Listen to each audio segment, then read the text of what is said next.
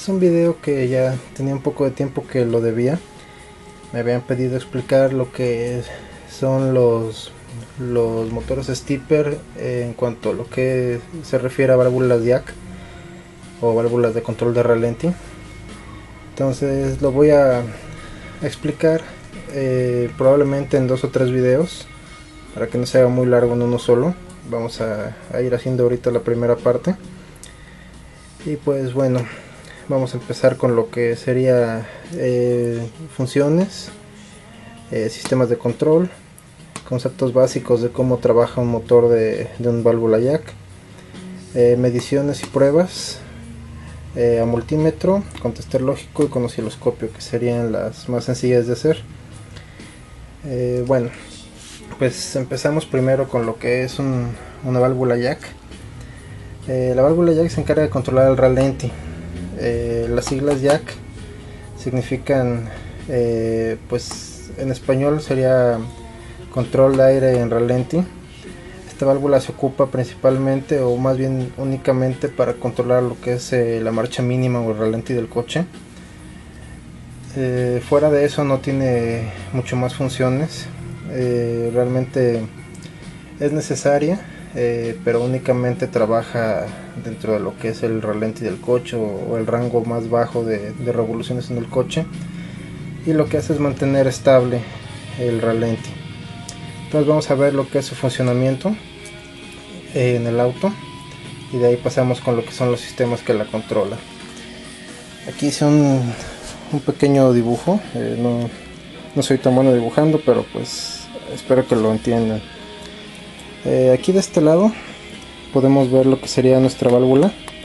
Aquí se ven las bobinas, vamos a hablar de eso más adelante.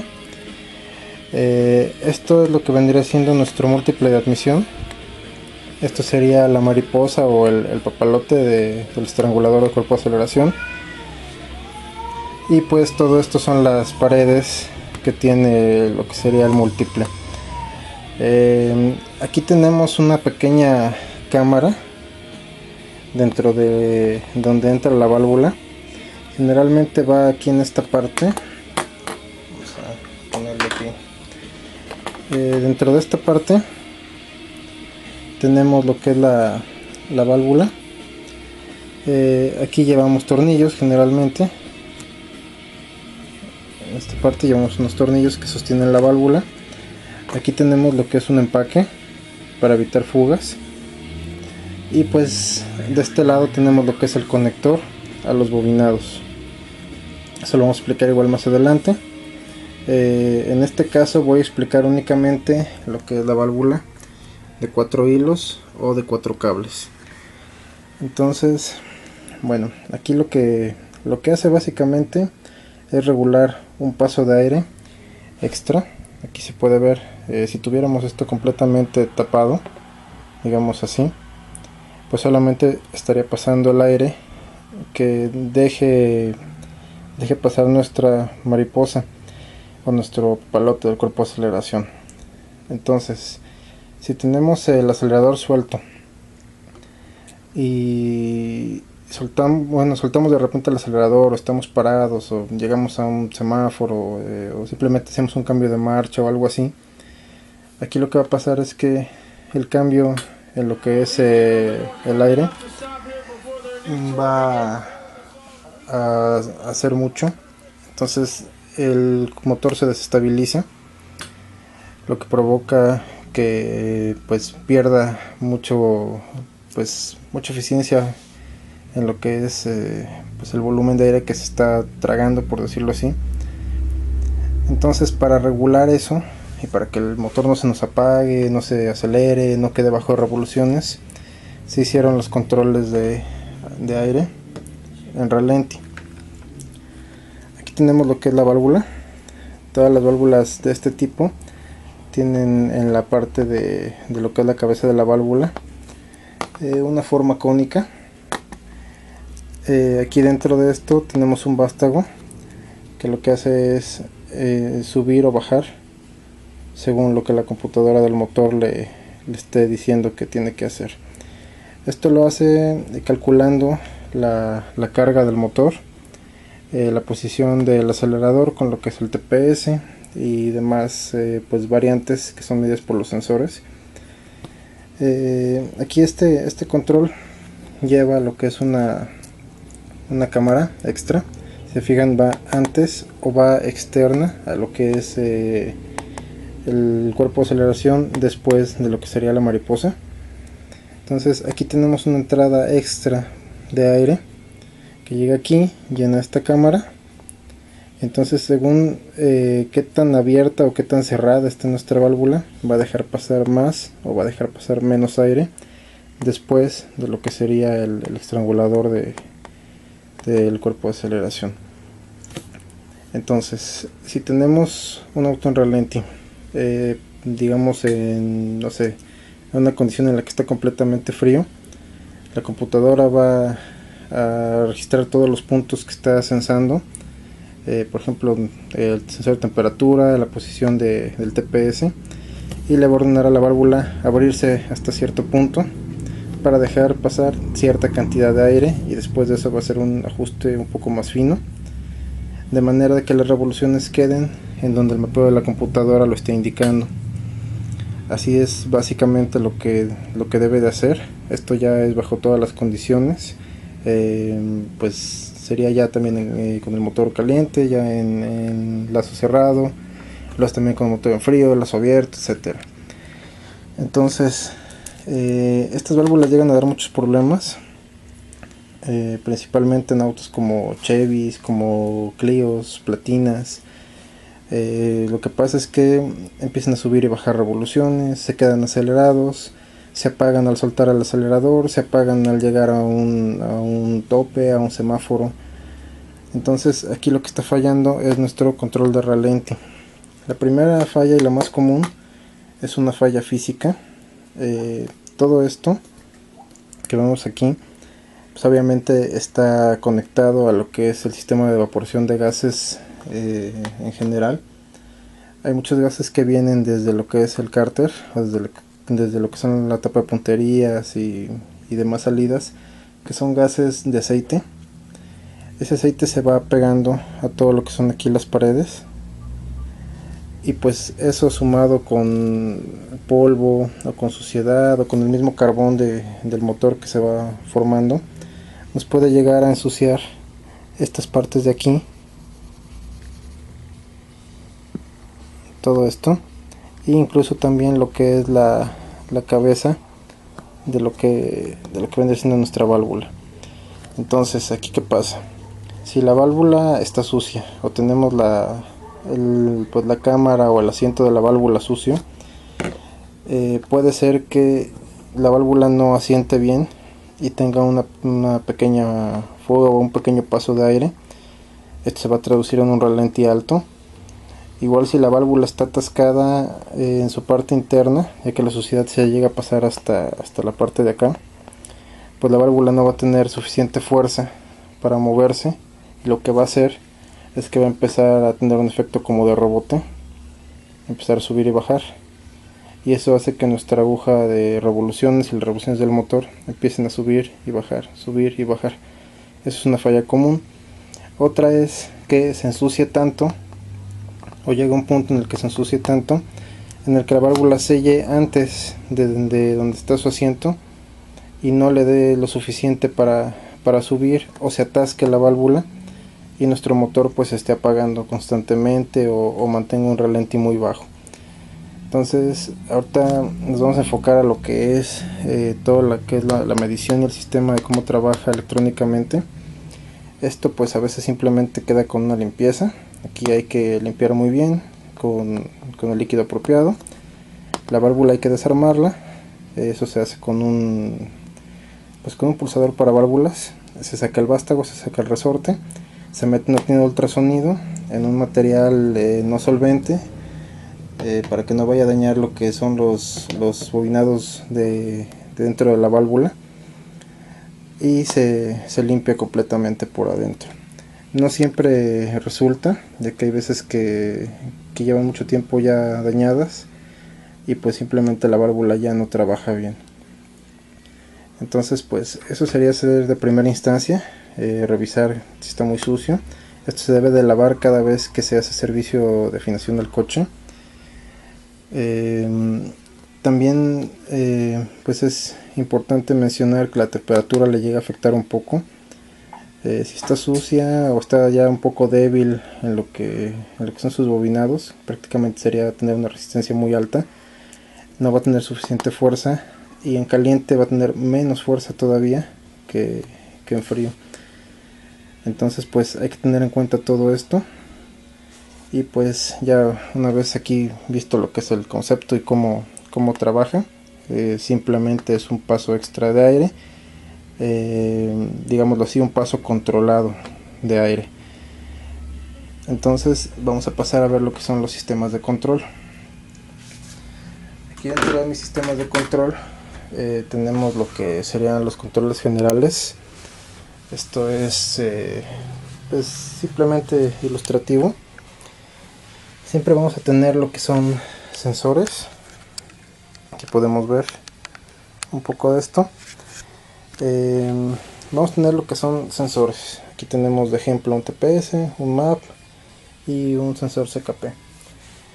Estos sensores van a hacer lo que es la medición o a censar lo que está pasando en el motor. Esa información la van a transmitir a un módulo de control que sería nuestra computadora, y esta computadora, dentro de su circuitería, de su programación, de todo lo que es la gestión, va a hacer los cálculos necesarios para poder hacer que los actuadores, en este caso podría ser una válvula jack o podría ser un inyector, se muevan o tengan la amplitud de pulso o la ignición, los tiempos y demás parámetros según el tipo de actuador, para tener el motor controlado según a lo que se está midiendo. Entonces aquí básicamente tenemos lo que son sensores, procesamiento y actuadores. Así es como trabaja básicamente pues cualquier tipo de sistema. Necesita saber las condiciones en las que está trabajando, hay que procesarlas y después hay que darle una orden a lo que es el control físico. Por eso son sensores, por eso es computadora o procesador, procesamiento y actuadores. Ok, entonces nuestra válvula jack es parte de uno de los actuadores. Realmente la válvula jack es un motor de pasos, así se les llama, motor de pasos, motor stepper o motor paso a paso. La más común es la de 4 hilos o de 4 cables, que es de la que estamos hablando hoy. También hay unas que son de 6 cables o de 5 cables, esas las veremos después. Pues bueno, vamos a pasar ya con lo que son los conceptos básicos, ya directamente enfocados a lo que sería la válvula. Bueno, aquí vamos a ver lo que es el sistema de procesamiento y control, desde lo que sería nuestra computadora de motor hasta la válvula jack. Dentro de la computadora de motor ya vimos que tenemos entradas y tenemos salidas. Las entradas son los sensores, las salidas son los actuadores.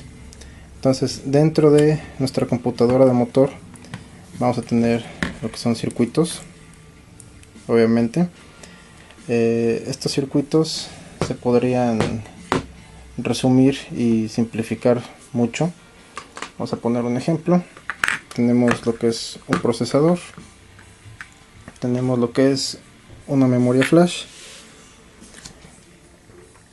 tenemos un montón de circuitos que son controlados entre las salidas y entradas, y tenemos lo que sería un driver. Cualquiera de estos dos podría ser un ejemplo de un driver. Aquí tengo un procesador, aquí tengo una memoria flash, tenemos circuitería, tenemos diodos, transistores, resistencias, y demás que hacen la circuitería para enlazar todo esto. Y tenemos los drivers, que son el sistema de potencia, que es el que nos va a ayudar a controlar lo que son los actuadores. Que los actuadores siempre tienen una demanda un poco más alta en voltaje, en amperaje, y el procesador directamente o la memoria flash directamente rara vez llega a controlar lo que sería un actuador de manera directa. Aparte de que si el actuador llega a fallar, no va a haber nada que proteja si lo controla de manera directa. Entonces siempre pasa por un circuito de potencia. Aquí en este caso, para la válvula jack tenemos un driver. Este que tengo aquí es un driver para cuerpos de aceleración, y este de acá es un driver para ignición, pero pues simplemente son ejemplos para hacerlo un poquito más gráfico. Entonces básicamente aquí el concepto es el siguiente. Tenemos lo que son circuitos. Aquí tendríamos lo que son sensores. Vamos a poner un ejemplo. Supongamos que tengo un sensor TPS. Aquí tengo un TPS. Entonces la salida que me dé el TPS va a pasar a los circuitos. Después de toda la circuitería, generalmente, no es una regla, llega a lo que es el procesador, y el procesador interactúa con la memoria flash. Aquí tenemos una flash y aquí tenemos un micro. Ok, entonces aquí lo que hace el procesador es recoger la información, y esa información que se recogió la manda a la flash.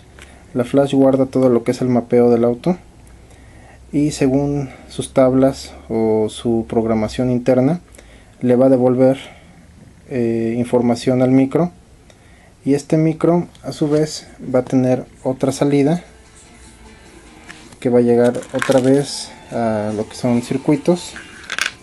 Aquí tenemos una salida,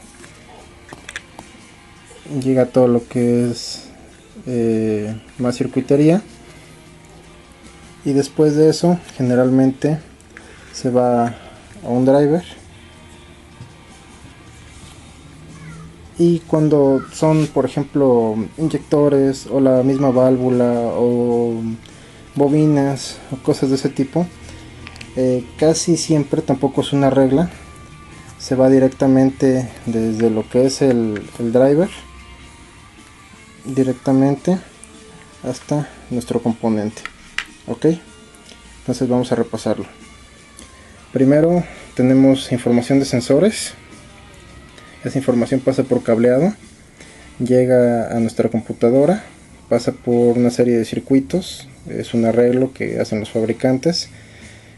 De ahí llega a lo que es el procesador, que es el micro. El micro interactúa con la flash. La flash le dice al micro qué es lo que debe de hacer. El micro manda una señal de salida pasando por más circuitos, y después de eso llega a lo que sería un driver o un circuito de potencia en el caso de actuadores, el cual va a ser el que controle ya directamente nuestro actuador. Ok, bueno, entonces aquí ya tenemos un concepto bien básico, pero así es como trabaja en lo que son entradas salidas. Es muy básico, tampoco es una regla general. Hay veces que podemos tener lo que es la flash y el micro juntos en un solo, por ejemplo con los modelos de Freescale de Bosch, que tienen ya procesadores tri-core internos, o hay veces que podemos tener todo separado, depende mucho del tipo de módulo que estemos ocupando. Entonces aquí les dejo un concepto básico para que más o menos entiendan cómo estaría estructurada la computadora en lo que es su gestión interna. Bueno, entonces vamos a retirar todo esto de aquí y vamos a pasar a explicar lo que es la válvula, que es a lo que nos estamos enfocando el día de hoy. Vamos a borrar esto. Ok, bueno, la válvula es un motor stepper, así se le llama. Es un motor de tipo stepper. Ok, así se le llama. Esto quiere decir que es un motor de pasos. ¿A qué voy con esto de los pasos? Principalmente, que es lo que vamos a ver ahorita. Se le llama motor de pasos precisamente porque el arreglo que tienen interno hace que el motor se mueva en pasos o en secciones o en un cierto ángulo únicamente. Aquí les voy a poner un ejemplo de los conceptos básicos de cómo están construidos por adentro, para que entiendan un poquito cómo trabaja. Aquí lo primero es pues entender un poco de lo que son las teorías de magnetismo. No me voy a meter con leyes ni nada de ese tipo ahorita, simplemente es un video rápido para explicar cómo trabaja. Si nosotros tenemos un material pues digamos cargado magnéticamente, por ejemplo una barra de metal, o generalmente son imanes lo que tenemos.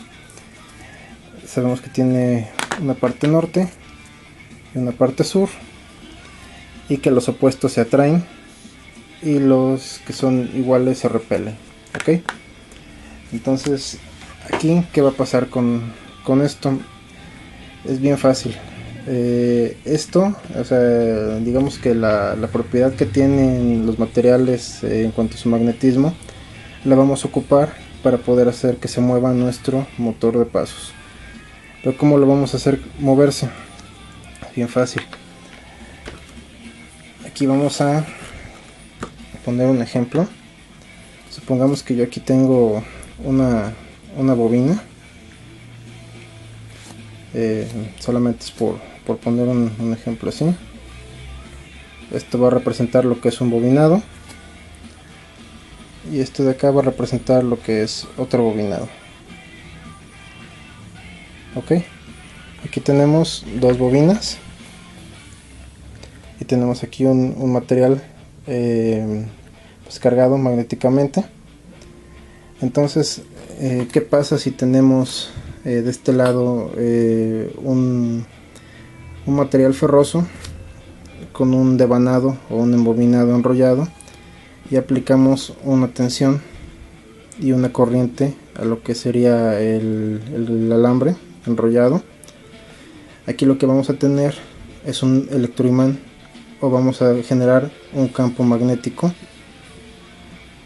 en lo que es nuestra bobina, teniendo dependiendo por qué lado está entrando la corriente. O sea, la corriente viaja en un sentido. Aquí no sería igual si ponemos el positivo aquí, el negativo acá. Aquí si lo hacemos así. Entonces, dependiendo de eso, aquí se nos va a formar un polo de cada lado. En este caso, por ejemplo, podremos ponerle aquí un polo sur y un polo norte.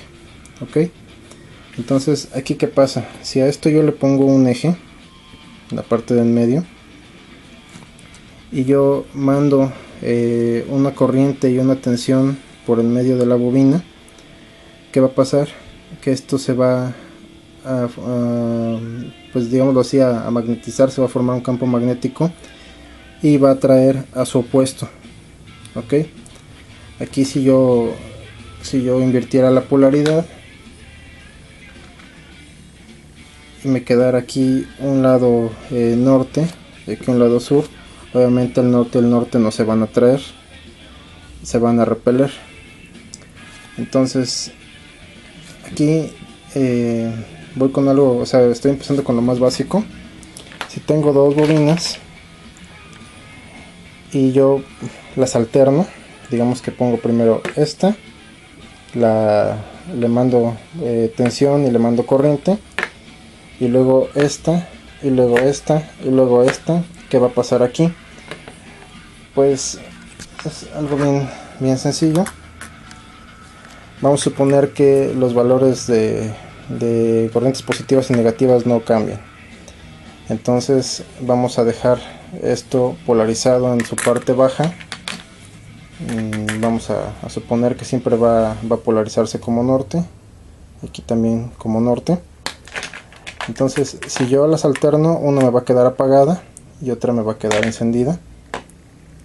¿Y qué va a pasar? Aquí, si yo tengo, aquí represento con esto un material, pues con dos puntas magnéticas, y energizo esta bobina, esto va a girar. Ok, si le quito la tensión y la corriente a esta y se la pongo a la de abajo, esto va a girar. ¿Por qué? Porque el campo magnético está atrayendo a su contrario, norte está atrayendo a lo que es el sur. Ok, entonces aquí podríamos decir que está corriendo un paso. Energizo, corre un paso, energizo, corre otro paso. Ok, aquí estaríamos haciendo recorridos desde este punto hasta este punto de acá, que serían de 180 grados. Ok, serían 180 grados por cada paso. Entonces aquí este es el concepto muy básico de lo que sería el stepper. Se los voy a mostrar con una brújula. Aquí cabe destacar algo. Voy a hacer un pequeño esquema. Aquí vamos a olvidarnos de las polaridades, de las tensiones y demás. Simplemente vamos a pensar que tenemos una bobina y que le estamos mandando tensión y corriente. Ok, aquí tengo dos. Si yo pongo aquí una bobina más y pongo de este lado otra bobina más, allá tendría 4. Entonces aquí puedo jugar con esto de forma en la que pueda yo mover lo que es mi eje o mi motor. En este caso, estos imanes o estos electroimanes son fijos. Esta parte de aquí se mueve. Entonces, si yo pues digamos energizo esta bobina, se va a mover aquí. Si yo energizo esta bobina de acá, esto se va a mover hacia acá. Ok, obviamente tengo que quitar la tensión aquí, entonces va a correr hacia acá. Pero si yo energizo las dos al mismo tiempo, vamos a suponer que pongo esta y pongo esta, aquí mi centro no va a quedar ni aquí ni acá, va a quedar en medio, a lo cual muchas veces se le llama un semipaso. Ok, entonces aquí podemos tener un paso si son 4 bobinas, y si energizo las dos juntas podría tener un semipaso. Si yo quito lo que es la tensión aquí y estaba yo aquí, va a correr otro tanto. Si yo le mando tensión y corriente a la de abajo, va a correr otro semipaso. Si yo quito esta, va a correr otro tanto. Si yo le mando corriente a este de acá, me va a quedar aquí, va a correr otro semipaso. Si yo quito esta, va a correr hacia acá. De esta forma puedo ir alternándolas de forma en la que el motor empiece a girar. Pero ¿para qué quiero que gire en pasos? ¿Para qué quiero que esté en estos puntos específicamente? Bueno, pues es sencillo. Necesito que gire en puntos, o que gire cierto número de grados. Si lo dividiéramos, aquí podríamos ver que tenemos cierto número de grados. Este podría ser un ángulo 0. De ahí podríamos tener 45. Después podríamos tener 90 y así sucesivamente, ¿no? Entonces estos controles se ocupan no solamente en lo que es uso automotriz, también se ocupan en uso industrial y son muy precisos. Aquí puedo yo dividir todavía más esto, o sea, de muchas formas. No puedo correrlo solamente 45, se pueden correr hasta menos de 7, 6 grados por cada vez. Entonces, si yo tengo que moverme, digamos, una distancia de 1 milímetro, ya dentro de mi programación voy a saber que tiene que moverse, por decir algo, 5 pasos. Esos pasos los va a controlar lo que es el procesador, van a pasar por el driver y después van a llegar hasta lo que es la válvula.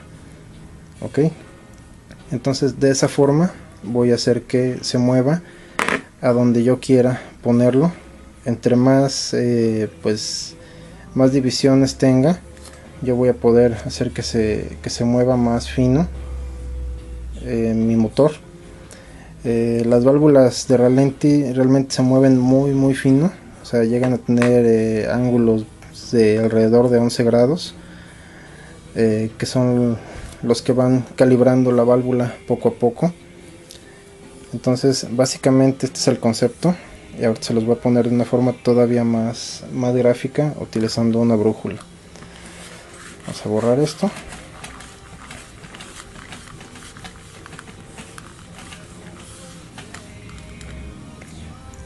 Bueno, vamos a ver lo que es el motor de pasos. Lo voy a poner de una forma un poquito más gráfica, ocupando 2 imanes y una brújula, para que puedan darse una idea un poco más más sencilla de cómo trabaja. Bueno, pues aquí tengo un esquema muy sencillo. Voy a ocupar una brújula. Aquí se puede apreciar lo que es la brújula. Como sabemos, una brújula trabaja muy sencillo. Simplemente tenemos dentro de lo que es esta pequeña flecha, lo mismo que tendríamos en nuestro motor de pasos. Tenemos un material que en este caso sería la punta roja, que está cargado magnéticamente, y también lo que es la parte de abajo. A ver si alcanza ahí a apreciar donde se ve aquí el norte. También está cargado magnéticamente, obviamente con cargas distintas. La punta roja siempre va a buscar al norte, para eso es nuestra brújula, para ubicar lo que sería el norte, pero se ubica con el norte magnético al campo magnético de la Tierra. Entonces yo lo que voy a hacer aquí es poner un campo más fuerte para poder mover esta aguja, de forma en la que ustedes puedan ver cómo trabajaría un motor de pasos. Aquí me está apuntando hacia el norte magnético, en lo que sería la Tierra, por decirlo así. Pero yo tengo aquí 2 imanes. Aquí tengo ya marcado lo que es el norte y el sur de cada uno de mis imanes. Tengo 2 pequeñas bases. Entonces estos imanes van a representar a lo que es la bobina energizada, que sería lo mismo prácticamente: energizar la bobina, crear un campo magnético, y ese campo magnético va a atraer lo que es el motor, de forma en la que vaya haciéndolo yo girar. Ok, entonces vamos a empezar con el primero. Yo aquí sí pongo este imán en esta posición, sería como si estuviera energizando mi primera bobina. Aquí podemos ver cómo la aguja se queda apuntando hacia lo que es el imán. Ok, bueno, vamos a pasar con el segundo imán. Aquí lo tengo ya igual norte. Entonces, ¿qué pasa si yo energizo la siguiente bobina? Aquí vamos a verlo. Aquí me acerco un poco, pongo lo que es mi imán, y podemos ver que se movió un poco lo que es la aguja de la brújula. Ya no está apuntando directamente hacia arriba, sino que está apuntado a un nivel intermedio entre los 2 imanes. Eso sería un semipaso. Si yo le quito lo que es la energía a la bobina de arriba, aquí lo que va a pasar es que mi aguja se va a mover hacia la siguiente, y ahí tendría otro tanto o otro paso. Aquí vamos a suponer que yo energizo lo que es la la bobina de abajo. Aquí vamos a poner los imanes.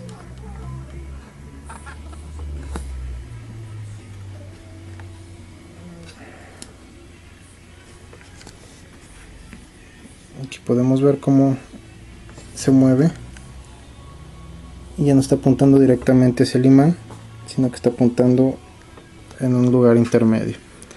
Aquí obviamente la distancia de los imanes tiene que ser exactamente la misma. Si tengo un imán más cerca que otro, pues me va a modificar, pero aquí es para que entiendan lo que es el concepto.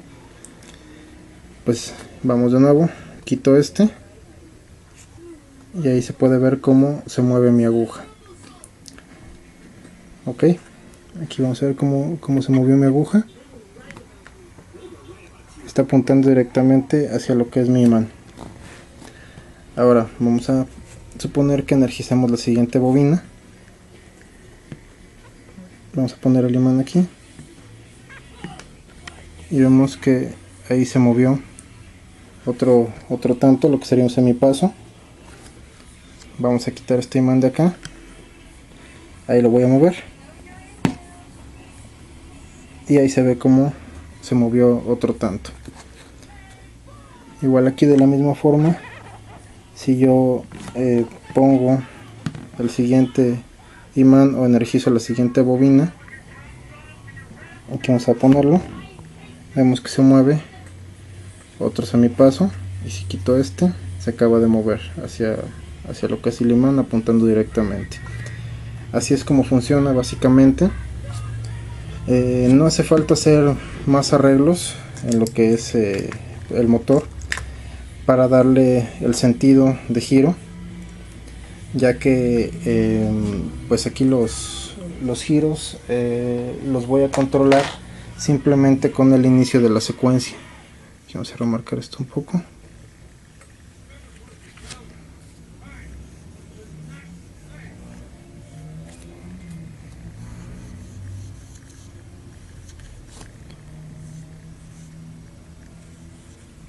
Ok, ahí se alcanza a ver un poco mejor. Aquí tengo dos sentidos para poder mover esto. Uno sería sentido horario y otro sería un sentido antihorario. Ok, sentido horario se mueve igual que las manecillas del reloj. Sentido antihorario se mueve al contrario de las manecillas del reloj. Ok, entonces aquí bien sencillo. Yo tengo todas mis bobinas sin nada de tensión, sin nada de corriente. Entonces puedo empezar con cualquiera de mis bobinas y según a la que yo le mande la orden primero, aquí lo que sería pues mi motor, en este caso la flecha, que es la que está representándolo, se va a mover. Por ejemplo, si yo empiezo con la bobina del lado derecho, se va a mover hacia acá y de ahí empiezo lo que es la secuencia, obviamente energizando cada una de las bobinas. Entonces ahí tendría un movimiento en sentido horario. Ahora, si yo empiezo con la del otro lado, o sea, empiezo la secuencia al revés de como lo había empezado. Aquí pongo el imán y ¿qué va a pasar? Mi aguja se va a mover hacia el otro lado en un sentido antihorario. Entonces de esa forma puedo controlar lo que es pues el movimiento o el giro hacia lado y lado en lo que sería mover el vástago de la válvula hacia afuera o hacia adentro. Así de fácil es controlarlo. Obviamente este esquema no es un esquema como viene realmente la válvula por dentro. No trae así 4 bobinas, trae únicamente 2. Pero hay muchos tipos de motores de pasos.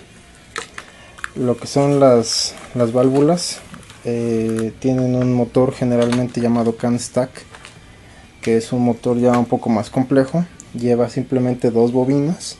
Aquí nos podemos dar cuenta porque tiene 4 cables. Esas 2 bobinas tienen un arreglo físico en el que se puede mover la válvula muy precisamente. Ya les voy a hablar de eso más adelante. Y hay más tipos de motores con diferentes tipos de control, pero pues el que podemos ver principalmente dentro de las válvulas es el de tipo can stack. Ese motor es muy pequeño, tiene pues digamos la cualidad de ser muy fino en sus movimientos, y pues relativamente económico en su fabricación, además de ser muy preciso.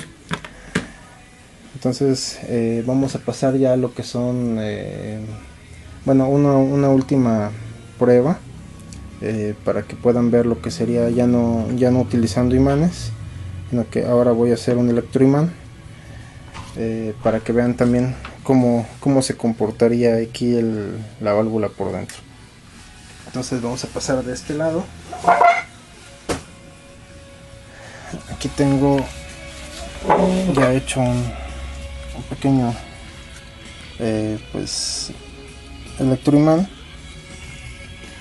Aquí podemos ver que tengo alambre de cobre aislado, enrollado en lo que es un tornillo simplemente.